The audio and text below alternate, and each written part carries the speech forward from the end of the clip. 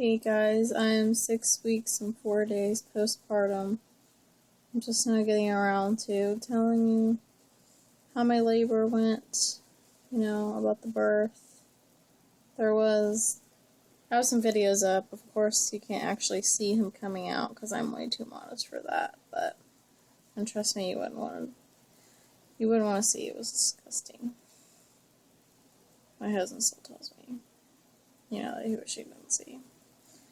But I wanted him holding my leg. I didn't want somebody, I didn't want anybody else. So, he saw everything.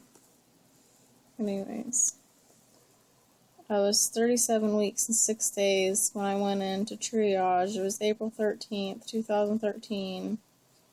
Because it had been suspected that I had preeclampsia for the past few weeks. I just kept getting more and more swollen. My feet were absolutely huge. They were ginormous.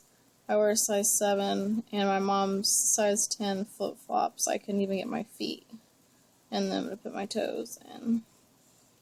That was so bad. My face so puffy. My feet were the worst, though. I couldn't wear my shoes. My blood pressure was normally like 100. Well, it's been like 115, 120 throughout the pregnancy. Got into the 140s, which isn't that high, but for me is high. And my doctor was concerned about that.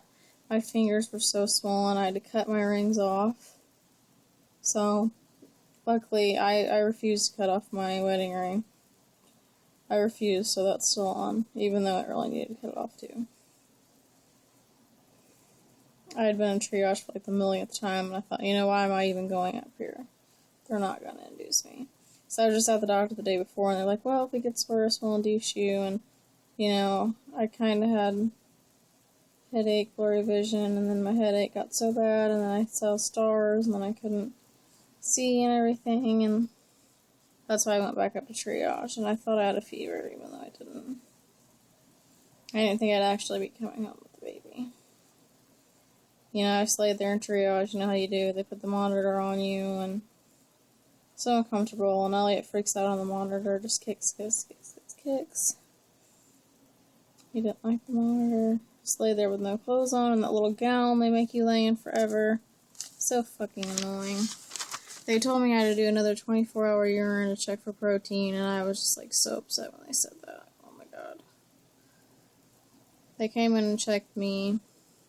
They thought maybe I was at 1, possibly. It wasn't a face or anything, and he said that was disappointing because I was told I was at 1 a few weeks ago. Maybe. Like, they'll tell me I'm at 1, and then they'd come in and somebody else would say I wasn't. I was extremely uncomfortable. Finally, after sitting there for like 3 hours, they decided that they would induce me. So, they took me to where I was going to deliver, and they started me on Cytotec, 4 rounds of 25 milligrams. I faced 25%, was still at 1, and they doubled the dose to 50 milligrams. 4 rounds of that. And then they checked me. I was still only at 1, but I was 50% effaced. So they decided that wasn't going to do the trick, and they put a balloon in my cervix. And I believe they gave me some Pitocin too. I was at 1 to 2 centimeters when they did that at 4:38 in the morning. I tried my best to sleep, but the contractions just getting stronger and stronger. It kind of feels like, cramps, only really bad. It's just really, really tightening, tight feeling. I'd only get it like down low, real low on my right side. Not on the left, just the right. And mainly in my back. It hurts so bad in my back. It's mainly just my back.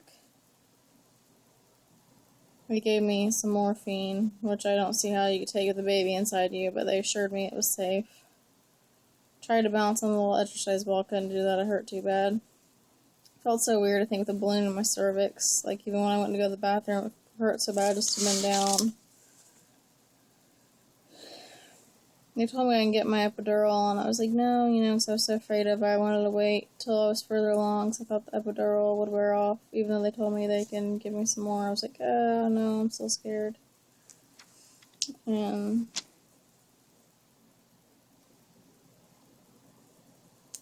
They told me that balloon would fall out when I got to like 3 centimeters.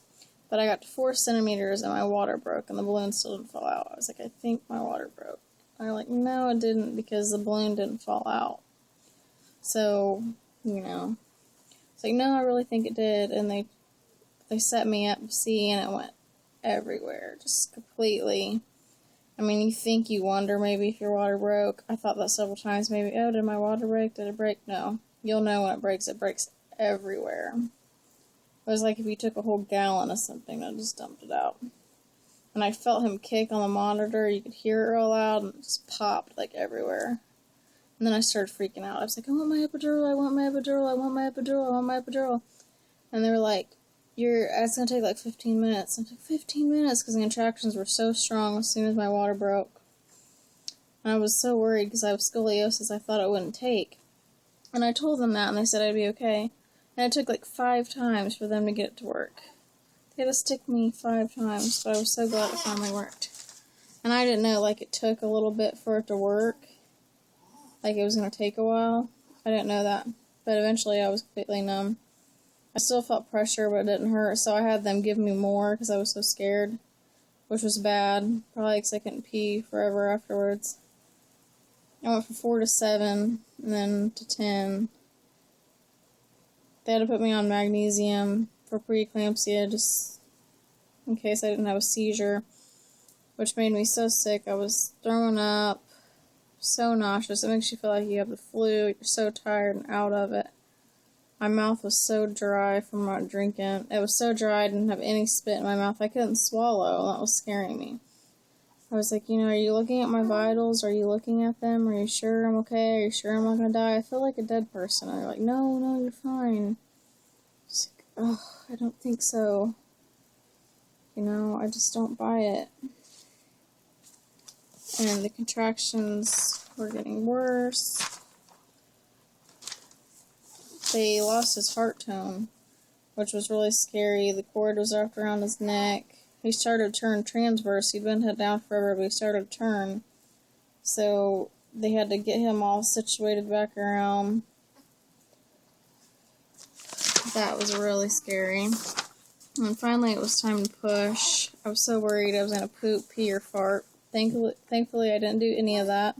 Didn't really care that much at the moment. It was about an hour of pushing.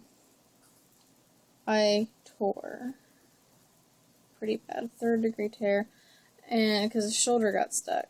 Because the cord was wrapped around his neck like 3 times, and he didn't cry, and he was asleep from the magnesium. I was so scared. They started to wipe him off and everything, and then they started crying, and then I felt better. Everybody was coming in to see him. As I was getting stitched up, and I was like, whoa, can you wait a minute? They're like, the curtain's shut, the curtain's shut. The curtain isn't shut. I'm looking over, and there's, I see uncles, I see his family, and I'm like, my vagina is being stitched together, and I'm seeing family members. Are you fucking kidding me? I felt bad because I kicked my mother-in-law out, but I was like, oh my god, I'm not comfortable with that. I don't want anybody looking at my vagina. I don't want my husband looking at it. I don't want my mom looking at it. I just had those 2 in there. Then my doctor kept going, make sure, pointing at my husband. He's like, make sure he's okay. And I was like, he's fine, he's just standing there. He's just standing there, he's fine. All out of breath, like, I'm the one you need to be worried about. He's just standing there. And my doctor's like, he looks like he's going to pass out. I was like, he's fine. I just looked down, I saw, like, blood was everywhere. Blood was all over my doctor. Towels were soaked everywhere. I was like, oh my god. They wanted to do a catheter, in and out one, right after I had him, and I was like freaking out for some reason, because for some reason I thought the epidural had worn off and I'd feel it. So I tried to go pee for like an hour on this little portable toilet next to my bed, and I couldn't go, so they did a catheter in and out, and then they moved me to the high-risk unit. I was so tired I couldn't even keep my eyes open. I felt like I was going to die. I really did. I was so out of it. I ordered my dinner finally. At 11 o'clock I had a cold deli ham and cheese sandwich. I don't know why that just sounded so good. I had that every night I was there. I don't know why. Elliot was 7 pounds, 12 ounces, April 14th, 2013. He was born at 5:54 p.m. 5 o'clock in the morning comes around, I still can't pee. Or no, 2 o'clock comes around, I still can't pee. They do another in and out catheter. Then 5 o'clock, still can't pee. They do a catheter and they just leave it in. Which I was glad that I didn't have to go up, get up and go to the bathroom so many times. So I just drank while I had that catheter, and it was nice because I wouldn't have to worry about getting up. The next morning, my husband's whole family comes up, and I'm like so out of it. My little 2-year-old nephew was like on the bed, wanted to turn the TV on. I got this catheter like taped to my leg. I was like, oh my god, it's gonna fall out. I look like shit, and I got all these people up here. I really just wanted to rest. I was sad that my mom had to leave right after I had him. I was like, no, please don't leave. I was scared for some reason. I lost a lot of blood, and I felt really bad. I was so scared. When I got up to go to the bathroom, the first time there was like blood, just the floor was just covered in it, and then I got real dizzy and I kind of fell down on the toilet. And the doctor was like, go sit down, I'm afraid this might be a little too much blood. And I just started crying. I was like, am I gonna die? I'm so scared. Oh.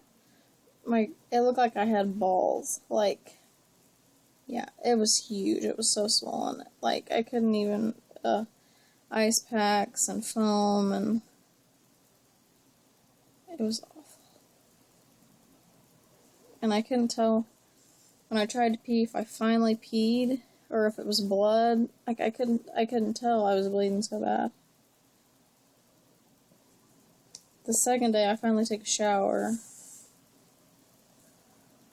and went for a walk. I was supposed to go home Tuesday. I had my son on Sunday, but I still couldn't pee. So I was finally able to pee, and I went home on Wednesday the next day. So I was there for 4 days because I was admitted on Saturday. My God, the longest 4 days of my life. The longest. Even I still took my Amen to go to sleep. I still couldn't sleep. I'm just in and out of sleep. I woke up every 5 minutes. It was insane.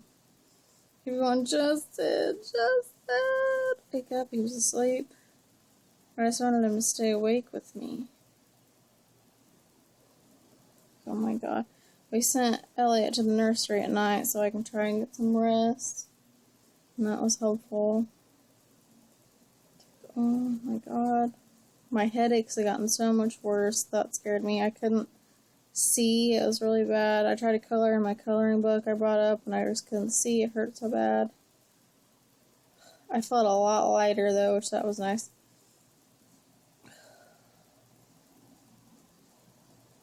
That was definitely nice.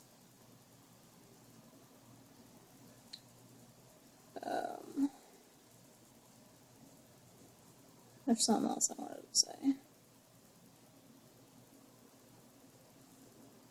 It hurts so bad. And when they come in to press on your stomach to see if your uterus went down, that is awful.